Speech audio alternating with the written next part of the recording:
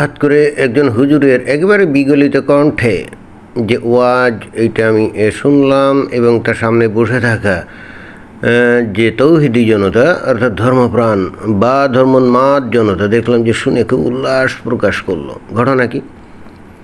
এখানে এই যে তার ওয়াজের এই বিষয়বস্তু কিন্তু নিচে লেখা আছে। কি লেখা? বাবা আদম আলাইহিস সালাম কি সত্যি শ্রীলঙ্কায় আগমন করেছিল?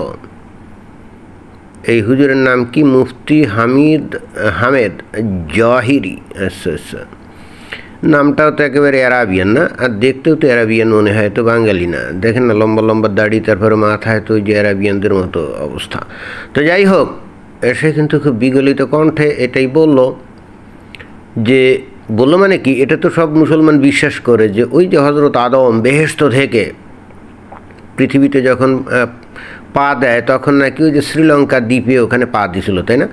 কিন্তু সেই বেহেশত কোথায়, কত আলোকবর্ষ দূরে কে জানে, আমরা তো আর জানি না। তো এত দূর থেকে কিসে আসলো? রকেটে চড়ে আসলো, নাকি ধপাস করে পড়লো, নাকি ফাল দিয়ে পড়লো, এই সমস্ত কোনো বিষয় নাই। যাই হোক, তারপর আমরা ধরে নিলাম ওকে বেহেশত থেকে পৃথিবীতে পড়ছে। আল্লাহ চাইলে তো পড়বেই, নাকি থামানো তো যাবে না, তো পড়ছে। এবং সেই মানে আদম যেখানে পড়ছিল সেখানে একটা পাহাড়ের কোথায় জানি পড়ছিল, ওখানে নাকি পায়ের ছাপ আছে, যেটাকে ওই শ্রীলঙ্কায় ওখানে বলা হয় অ্যাডামস পিক। তো মুসলমানরা বিশ্বাস করে যে ওটাই হলো আদমের পায়ের ছাপ। ওইখানে নাকি লম্বা একটা পায়ের ছাপ আছে, তো ওইটা নাকি আদমের পায়ের ছাপ। আর মানে বুদ্ধিস্টরা বলে ওইটা নাকি গৌতম বুদ্ধের পায়ের ছাপ। আর হিন্দুরা মনে করে যে ওইটা নাকি শিবের পায়ের ছাপ, নাকি কুম্ভকর্ণের পায়ের ছাপ, কে জানি, রাবণের পায়ের ছাপও বলতে পারে। তো যাই হোক, এই হুজুর কিন্তু নানা কায়দায় নানাভাবে বৈজ্ঞানিক ব্যাখ্যা বিশ্লেষণ করে বুঝাতে চাইল যে যেহেতু আদমের উচ্চতা ছিল 90 ফিট, সেই হেতু ওখানে যে পায়ের ছাপটা আছে তার যে দৈর্ঘ্য এবং প্রস্থ সেই অনুযায়ী এটা মিলে যায়। এখন এটা সে মিলালো, বাট আমি চিন্তা করে দেখলাম যে আচ্ছা ঠিক আছে, এত বড় একটা ঘটনা যখন, আমাকেও তো একটু মিলানো উচিত নাকি। তো যেহেতু এটা গৌতম বুদ্ধের পায়ের ছাপ বলে বৌদ্ধরা বিশ্বাস করে, আর ওই যে শ্রীলঙ্কার সিংহভাগ মানুষ তো বুদ্ধিস্ট, তাই না? তো স্বাভাবিকভাবে ওখানে তারা এটাকে সংরক্ষণ করবে। এবং এই যে আমরা ছবিতে দেখতেও পাচ্ছি যে অলরেডি সেখানে সংরক্ষণ করে ফেলছে। বাট এটা দেখে কি মনে হয় যে এটা কোনো পায়ের ছাপ? কি জানি। এখন বিশ্বাসী মানুষদের বিশ্বাস তো আপনি এইভাবে যুক্তিতর্ক দিয়ে দূর করতে পারবেন না, কি পারবেন না। এখন বুদ্ধিস্টরা যেহেতু মনে করে যে এটা ওই তাদের গৌতম বুদ্ধের পায়ের ছাপ, তাহলে তো আপনি থামাতে পারবেন না। আর হিন্দুরা যদি বলে এটা শিবের পায়ের ছাপ বা রাবণ অথবা কুম্ভকর্ণ, তাহলে তো আপনি কি থামাতে পারবেন না। আর মুসলমানরা যদি বলে যে এটা আদমের পায়ের ছাপ, তাহলে তো কিছু করা যাবে না। যাই হোক, এখানে যে সংরক্ষণ করে রাখছে, তাই না? তো এ ব্যাপারে আমরা একটু তথ্য তালাশ নেই, মানে ইনভেস্টিগেশন করলাম যে ঘটনা কি, এটা লম্বা কত, চওড়া কত ইত্যাদি। তো এখানে কিন্তু বলা আছে, আপনারা যে কেউ কিন্তু ওই যে গুগলে গিয়ে, বা এখন তো চ্যাট জিপিটি আছে, তাই না, জাস্ট আপনারা measurement of Adams peak of Sri Lanka এরকম দিয়ে যদি আপনারা সার্চ দেন, নিজেরাই দিবেন আর কি, কারণ আমি দিলে তো বলবেন আপনি বানিয়ে দিচ্ছেন, তাই না? তো আপনারা দেখবেন সেখানে যে লেখা আছে, the footprint measuring 5 feet 7 inch by 2 feet 6 inch is believed to be the footprint of the Prophet Adam, who was said to be 60 cubits tall. It is located on the top of a mountain in Sri Lanka called Adam's Peak, also known as Sri Podo, the holy footprint. তো এখানে কিন্তু বলা হচ্ছে যে এই যে Adams pick, এইটা লম্বায় হলো, অর্থাৎ ওই যে ফুটপ্রিন্ট যেটা ওই যে ছবিতে দেখা গেল, ওইটা লম্বায় হলো 5 ফিট 7 ইঞ্চি।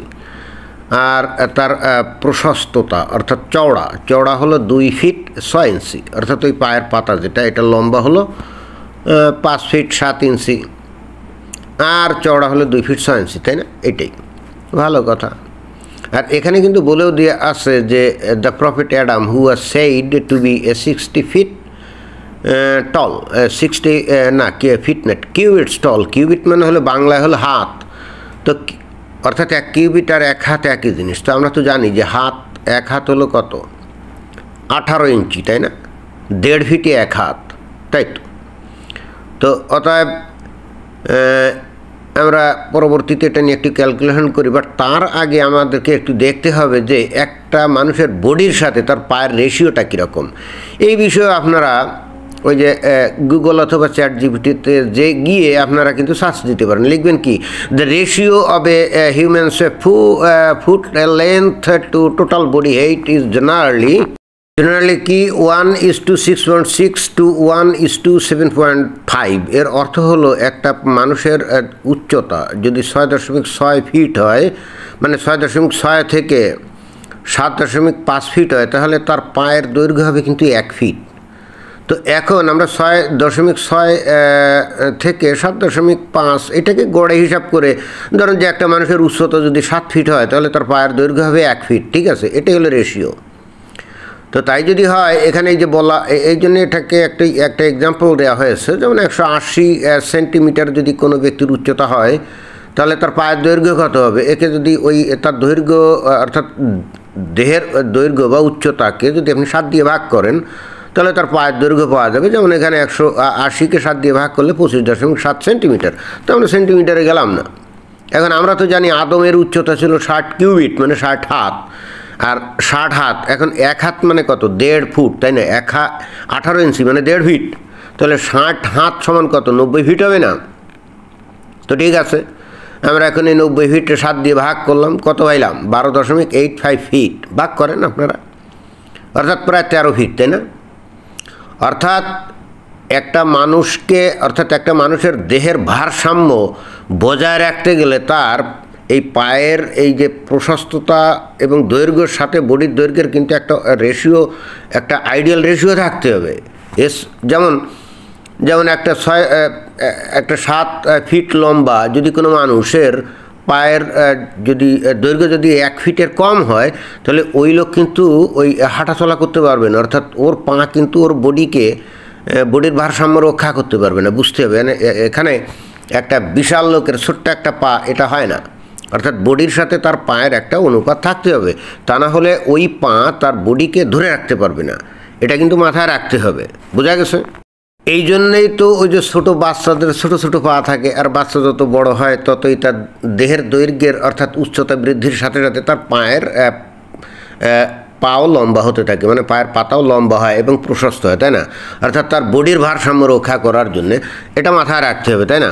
তাহলে এখন এই হিসাবে 90 ফিট লম্বা যদি কোনো মানুষ হয়, ধরেন মানুষ হলো আদম, মনে করেন যে পৃথিবীতে আইছিল এবং তার উচ্চতা 90 ফিট ছিল, তাহলে তার বডির ভারসাম্য ধরে রাখতে গেলে, অর্থাৎ আদমকে হাঁটাচলা করতে গেলে তার পায়ের তার পায়ের পাতা লম্বা হতে হবে মিনিমাম 12.85 ফিট, অর্থাৎ প্রায় 13 ফিট, তাই না? প্রায় 13 ফিট লম্বা হতে হবে না? এছাড়া কিন্তু ওই যে আদম কিন্তু তার দেহের ভারসাম্য রক্ষা করে কিন্তু হাঁটাচলা করতে পারবে না। সেক্ষেত্রে তাকে কিন্তু হামাগুড়ি দিয়ে চলতে হবে, বুঝছেন? কারণ তার পায়ের পাতা তাকে ধরে রাখতে পারবে না, তাহলে তাকে হামাগুড়ি দিতে হবে। অথবা ওই যে মনে করেন যে 90 ফিট লম্বা, ওই যে আমরা জানি না ডাইনোসর, বিশাল ডাইনোসর ছিল, এইগুলা কিন্তু ওই যে লম্বা প্যারালাল ছিল তিমি মাছের মতো, বুঝছেন? তাহলে যদি পায়ের পাতা ছোটো হয়, হ্যাঁ, সেক্ষেত্রে কিন্তু ওই আদমকে আর খাড়া হয়ে হাঁটাহাঁটি করার কিন্তু আর কোনো সুযোগ নাই। সেক্ষেত্রে কিন্তু তাকে হামাগুড়ি দিতে হবে, বুঝছেন? 4 হাত পা দিয়ে। এখন ওই যে অ্যাডাম স্মিথ বলে যে ইয়েটা পাওয়া গেছে, তো সেখানে আমরা আবার একটু দেখি যে ওইটা আসলে ওই কথিত পায়ের পাতাটা আসলে কত লম্বা। এই যে এখানে বলা হচ্ছে যে ওই যে অ্যাডাম স্মিথের যে পায়ের পাতা হিসেবে ধরা হচ্ছে, যেটা নাকি আদমের পা, তাই না? তো তার লম্বা কত? 5 ফিট 7 ইঞ্চি, 5 ফিট 7 ইঞ্চি, বোঝা গেছে? তাহলে চিন্তা করে দেখেন, অর্থাৎ অর্ধেকও না, যেখানে আসলে প্রায় 13 ফিট লম্বা পা হওয়া দরকার আছে, সেখানে কিন্তু আমি যদি ধরি যে 5 ফিট 7 না, মনে করেন 6, তাহলে তো অর্ধেকও না, তাই না? অর্ধেকও না, তাহলে তো আদমের পক্ষে হাঁটাহাঁটি করা সম্ভব ছিল না। সেক্ষেত্রে তাহলে খুব ইন্টারেস্টিং ব্যাপার, অলৌকিক বিষয়ই হবে। কারণ ওই মুসলমানরা তো এটাও আবার বিশ্বাস করে যে আদম পড়ছিল বেহেশত থেকে ধপাস করে, যেটাকে আমি অবশ্য ধপাস তত্ত্ব বলি, এ নিয়ে অনেক ভিডিও আগে বানিয়েছি। তো শ্রীলঙ্কায় পড়ছিল। আর ওই যে হাওয়াকে কোথায় ফেলছিল আল্লাহ? ওই মক্কা না মদিনায় কোথায় জানি, তাই না? তো তাহলে এই শ্রীলঙ্কা থেকে মক্কা মদিনা অনেক দূর না, মাঝখানে অনেক পথ না? তাহলে আদমকে কিন্তু এত দূর হামাগুড়ি দিয়ে যেতে হয়েছিল, বুঝছেন? অবশ্য আল্লাহ চাইলে হামাগুড়ি দিয়ে হোক, অথবা ওই হনুমান যেমন ফাল দিয়ে গন্ধমাদন পর্বতে গিয়ে ওই যে বিসল্লা করে লতা আনছিল না, লতা আনছিল মানে কি, লতা তো হ্যাঁ চিনত না, তারপরে কি করলো, গন্ধমাদন পর্বত ধরে ফাল দিয়ে নিয়ে চলে আসলো। তো হনুমান যদি ফাল দিয়ে ওই শ্রীলঙ্কা থেকে গন্ধমাদন পর্বত পর্যন্ত যাইতে পারে, সেক্ষেত্রে আদম যেহেতু হাঁটা সম্ভব না, এটা কোয়াইট ইম্পসিবল, তাহলে এও কি ফাল দিয়ে গেল কিনা, মানে এইরকম আল্লাহর ইচ্ছে ফাল দিয়ে গেল কিনা, অথবা হামাগুড়ি দিয়ে গেল কিনা কে জানে। যাই হোক, আপনাদের মোটামুটি তথ্য উপাত্ত সবই আমি দিয়ে দিলাম। এখন আপনারাই সিদ্ধান্তে আসেন যে আসলে অ্যাডামস পিক বলে যেটা বলা হচ্ছে ওটা আসলেই আদমের পায়ের ছাপ কিনা। তবে আপনি যদি রামায়ণ পড়েন না, তাহলে ওখানে রামায়ণের মধ্যে কিন্তু একটা চরিত্র আছে কুম্ভকর্ণ। আমি জানি না এই কুম্ভকর্ণ চরিত্রটাকে এখানে ফিট কেন করে না। এখানে শিবের পায়ের পাতা, তারপর গৌতম বুদ্ধের পায়ের পাতা, এটা কেন বলে? গৌতম বুদ্ধ তো আমাদের এখন যেরকম মানুষ, এরকম সাধারণ উচ্চতার মানুষই ছিল, তো তার পায়ের পাতা কি 6 ফিট হবে নাকি? মানে আমি জানি না, মূর্খ নাকি এরা। আর শিবের পায়ের পাতা কত বড় ছিল কে জানে, শিব কত বড় ছিল আমরা তো জানিও না। বাট এখানে কুম্ভকর্ণ বলে একটা চরিত্র আছে, রাবণের ভাই। রাবণের ভাই, আপনারা যদি রামায়ণ সম্পর্কে আপনাদের আইডিয়া থাকে, এই কুম্ভকর্ণ কিন্তু সাইজে বিশাল ছিল, অনেকটা আদম কিসিমের। 90 ফিট ছিল কিনা কে জানে, বাট ও কিন্তু অনেক মানে উঁচু লম্বা ছিল আর কি। হ্যাঁ, মানে নর্মাল মানুষের থেকে অনেক উঁচু লম্বা ছিল। তো এখন আদমের মতো 90 ফিট না হইলে অন্তত 30-40 ফিট তো হইতেই পারে, তাই না?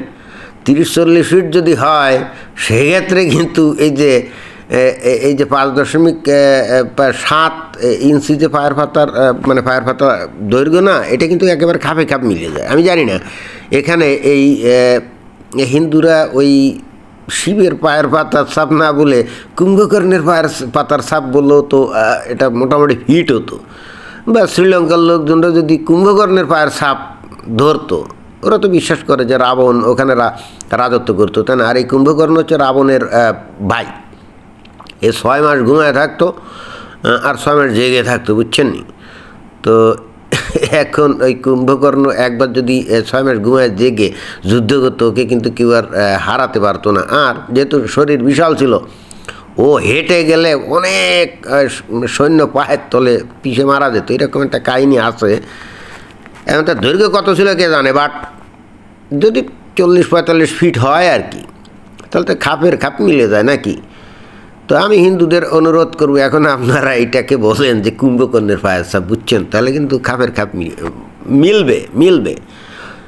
তবে আদমের পায়ের ছাপ যে অন্তত না, অন্তত ইসলামী বিধি অনুযায়ী, ইসলামে ওই যে হাদিসে বুখারী, মুসলিম, আবু দাউদ, তিরমিজি, মালিক, মুয়াত্তা, নাসাই, ইবনে মাজা, তাই না? তো ইত্যাদি সহিহ হাদিস গ্রন্থে এই যে আদমের দৈর্ঘ্যের বর্ণনা আছে, যেমন 90 ফিট মানে 60 কিউবিট বা 60 হাত = 90 ফিট। ওই অনুযায়ী ভাই এই পায়ের পাতা আদমের না, এটা একেবারে গ্যারান্টি দিয়ে বলা যায়। এখন আপনি যদি কমন সেন্স লেস হয়ে এখন জোর করে বলেন না না না, তারপরে এটা আদমের পায়ের ছাপ, ভাই আমার তাহলে বলার কিছু নাই। ধন্যবাদ।